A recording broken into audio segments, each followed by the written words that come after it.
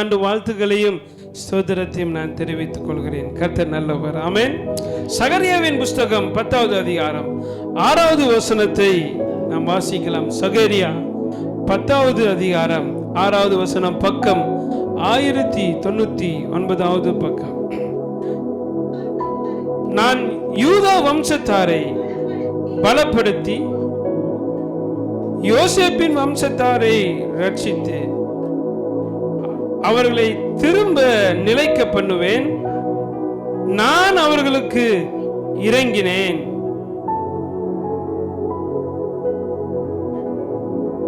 தள்ளிவிடப்படாதவர்களைப் போல் இருப்பார்கள். நான் அவர்களுடைய தேவனாகிய கர்த்தர், நான் அவர்களுக்கு செவி கொடுப்பேன். இந்த வசனத்தை ஆண்டவர் எனக்கு கொடுக்கும்போது சரியாக ஒரு மத்தியான வேலை இருக்கும்னு நினைக்கிறேன். சரியா மத்தியான வேலை நான் ஜெபம் பண்ணிட்டு இருந்தேன். ரொம்ப நாளாக இந்த வருடத்துக்கான வாக்குத்தத்தத்திற்காக நான் ஜெபிப்பது உண்டு, ஜெபிச்சுட்டே இருந்தேன். எப்பொழுதுமே சில டைம் அக்டோபர் மாதமே ஆண்டவர் அந்த வார்த்தையை கொடுத்துருவார். இந்த வருஷம் நான் ஜெபம் பண்ணுறேன், அக்டோபரில் கிடைக்கல. நவம்பர் ஸ்டார்டிங்லேயும் என்ன செய்கிறேன், கேட்குறேன், கிடைக்கவே இல்லை. நிறைய வசனங்கள் இதுக்கு ரிலேட்டடாக ஆண்டவர் கொடுத்துட்டே இருக்கிறாரு. எனக்கு ரிலேட்டடாக ஆண்டவர் வார்த்தை கொடுத்துட்டே இருப்பார். மெயின் வார்த்தையை கொடுக்கறதுக்கு கால தாமதம் எடுத்துகிட்டே இருந்தார். நானும் காத்திருந்தேன், ஜெபித்தேன்.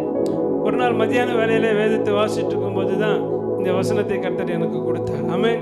அல்லேலூயா. இந்த ஆண்டு நான் இந்த சபையை நான் எப்படி நான் மாற்ற போகிறேன், உன் ஜனங்களை நான் என்ன செய்ய போகிறேன், உனக்கு நான் என்ன செய்ய போகிறேன். 3 காரியம். நல்ல கவனிங்க. இது சபைக்குரிய தீர்க்க தரிசனமான வார்த்தை, உங்களுக்குரிய தீர்க்க தரிசனமான வார்த்தை. ஆமென். அதனால இது ரொம்ப ஆழமா உங்க குடும்பத்துக்குன்னு கர்த்தர் கொடுத்த வார்த்தை. இந்த வார்த்தை தான். இது ரொம்ப ஆழமா கவனமா நீங்க என்ன செய்யணும், பெற்றுக்கொள்ளணும், விசுவாசிக்கணும், நம்பணும். ஆண்டவர் சொல்லுகிறார், நான் யூதா வம்சத்தாரை பலப்படுத்தி. ஆண்டவர்கிட்ட கேட்டேன், ஆண்டவரே யூதாவை தான் பலப்படுத்துவீங்களா, எங்களை பலப்படுத்த மாட்டீங்களா அப்படின்னு ஆண்டவர்கிட்ட கேட்குறேன். நான் அதிகமாக தேவனோடு பேசும்போது அதிகமாக உரையாடல், எனக்கும் தேவனுக்கும் இருக்கிற உரையாடல் சற்று வித்தியாசமானது. ஒரு நண்பரை போல அதிகமாக நான் ஆண்டவர்கிட்ட பேசுவேன். கேஷுவலாக ஆண்டவர்கிட்ட சில காரியங்கள் பேசுறது போல பேசிட்டே இருப்பேன். விளையாட்டு பிள்ளையை போல சில டைம் பேசுவேன்.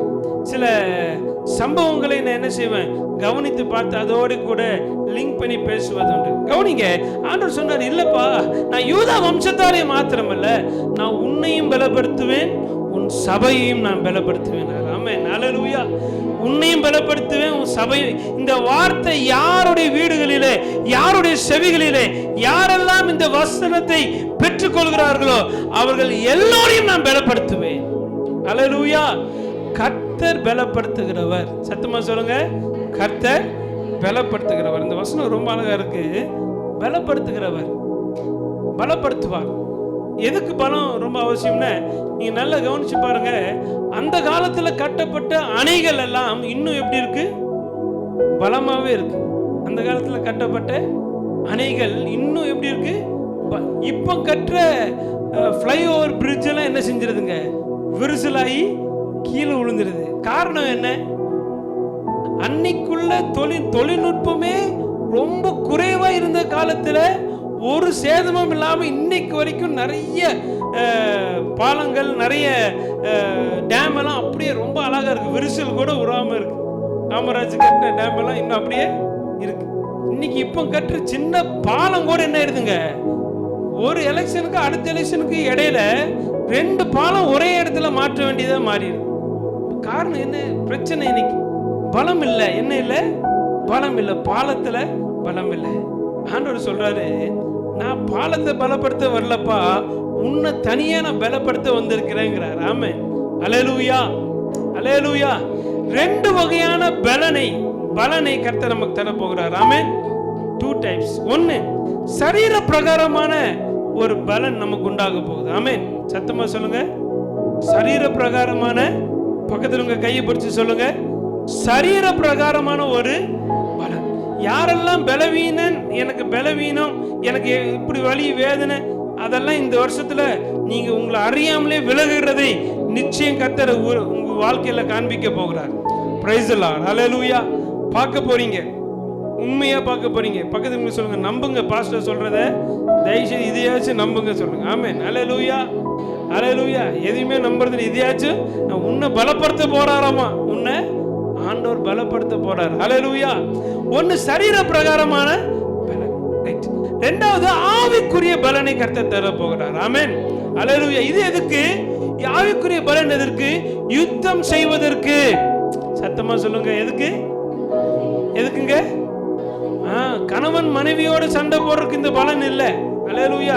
பாஸ்டர் என்ன பலப்படுத்திட்டாரு, ஆண்டவர் என்ன பலப்படுத்திட்டாருன்னு ஓங்கி டம்முன்னு அடிச்சிட கூடாது மண்டையில. அல்லேலூயா. அந்த பலன் இல்ல. ஆமென். அதுக்கு அடி வாங்குறது தாங்கறதுக்கு பலன். அல்லேலூயா.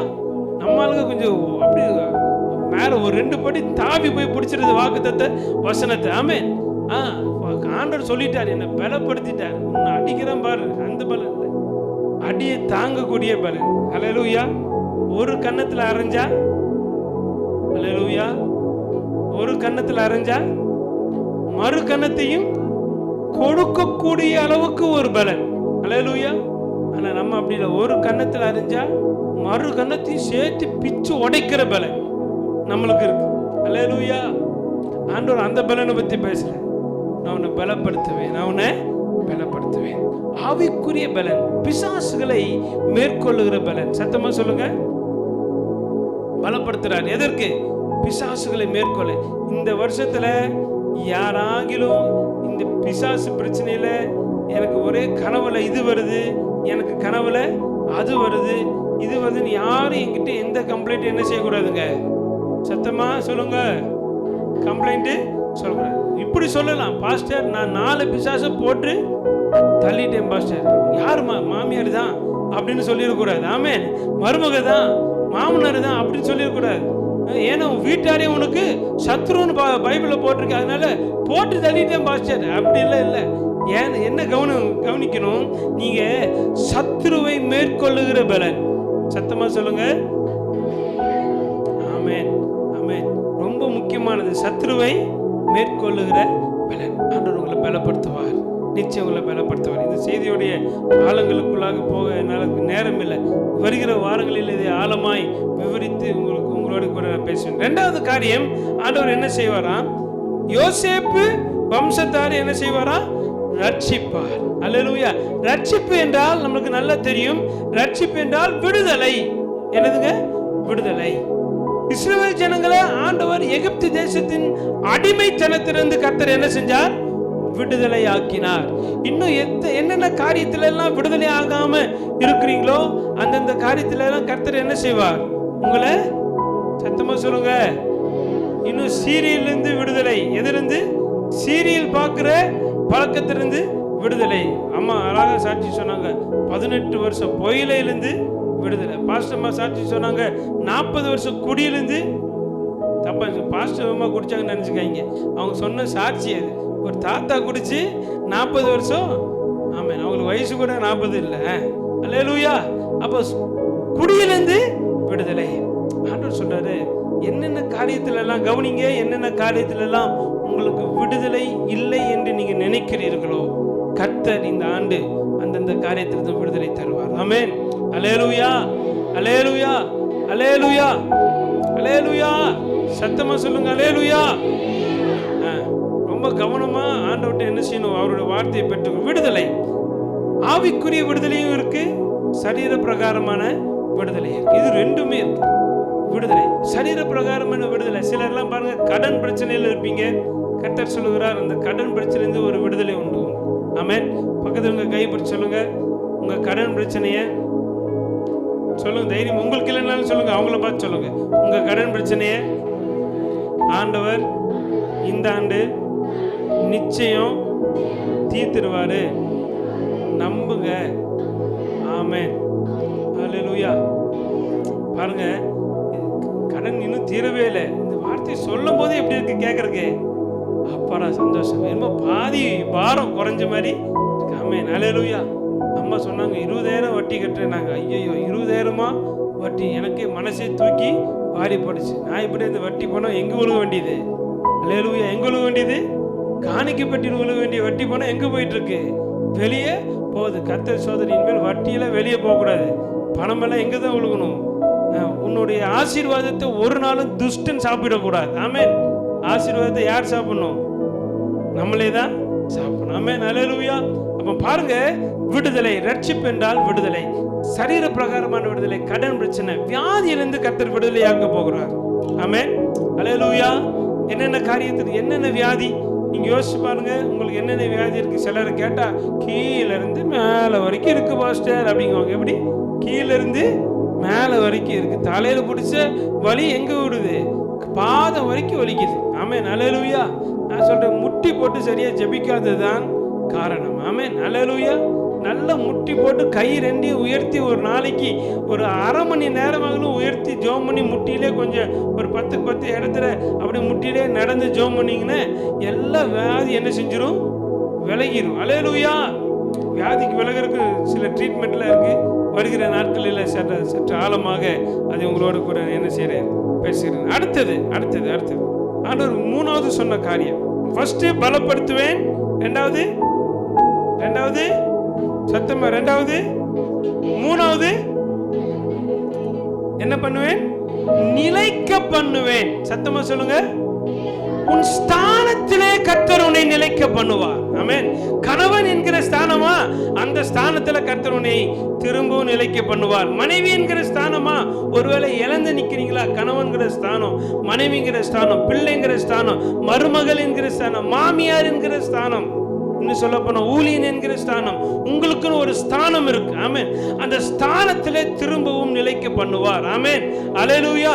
எங்க நீங்க அவமானப்பட்டீங்களோ, எங்க நீங்க ஏளனமாய் பார்க்கப்பட்டீங்களோ, எங்க தலை குனிஞ்சீங்களோ, எங்க நீங்க அற்பமா எண்ணப்பட்டீங்களோ, எங்க நீ வேஸ்ட்னு சொன்னாங்களோ, எங்க நீ உருப்படவே மாட்டேன்னு சொன்னாங்களோ, அங்க ஆண்டவர் உங்களை நிலைக்க பண்ண போகிறார். அல்லேலூயா.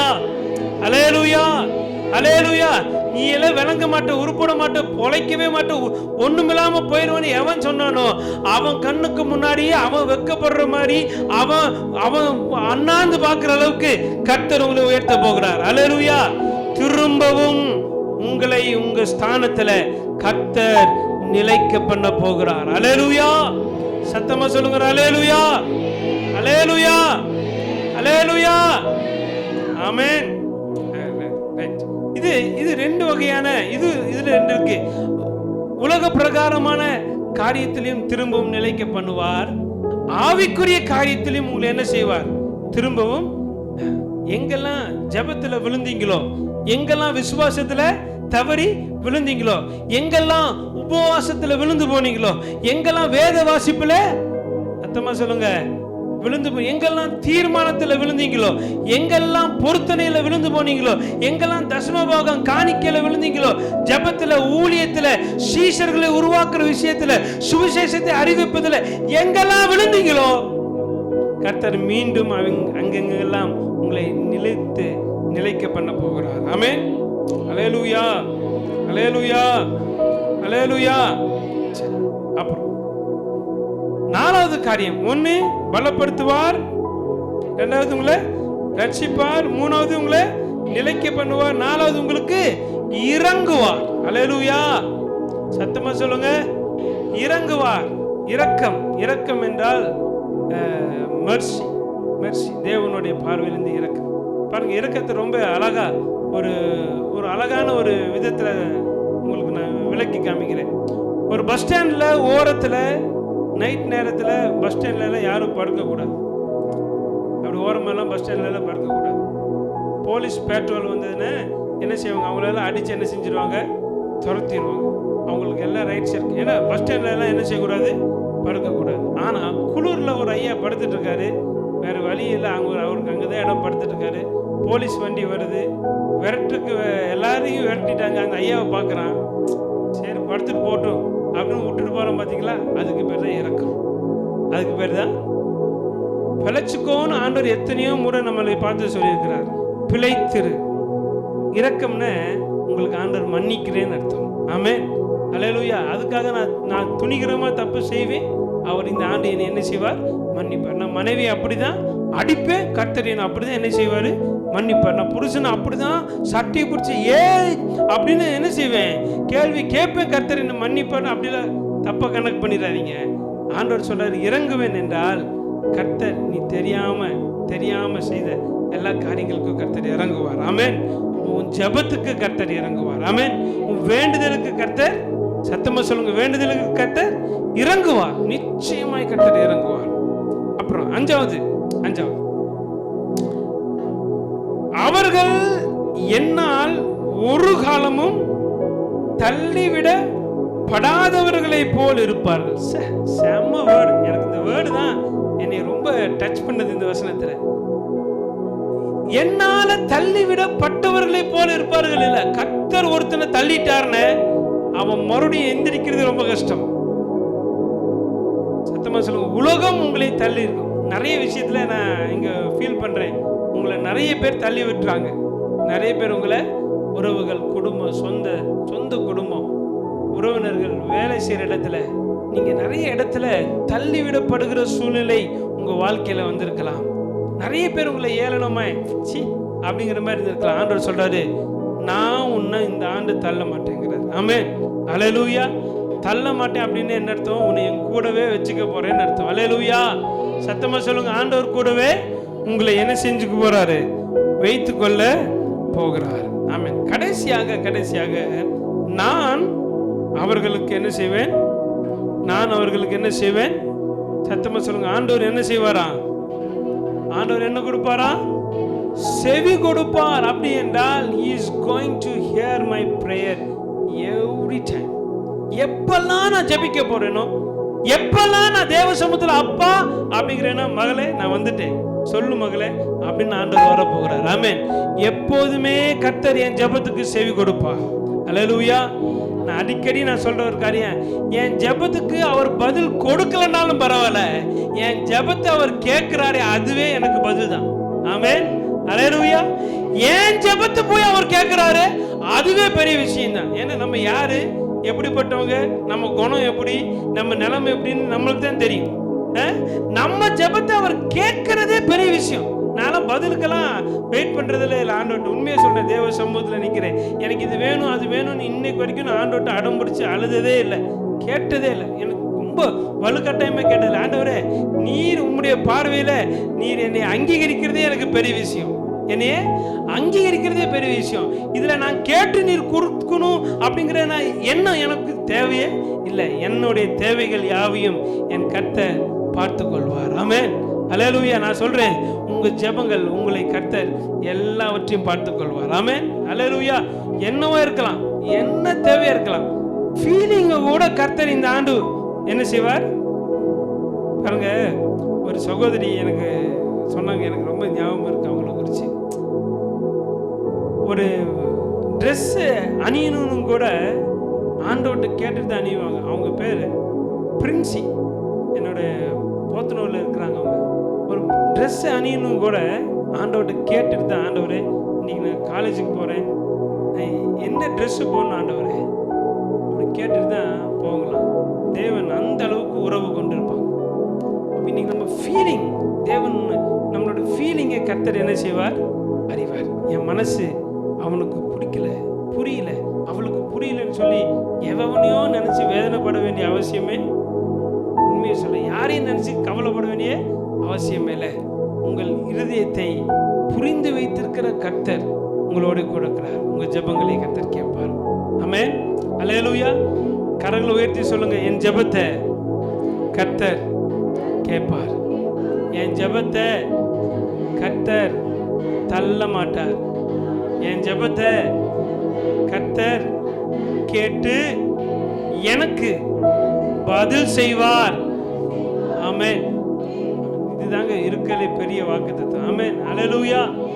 இந்த ஆறு காரியங்களை மையமா வச்சுதான் இந்த ஆண்டு முழுவதும் கர்த்தர் நம்மளை வழி நடத்த போகிறார்.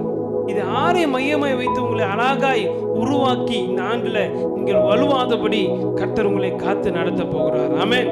அல்லேலூயா. சத்தமர அல்லேலூயா சொல்லுங்க.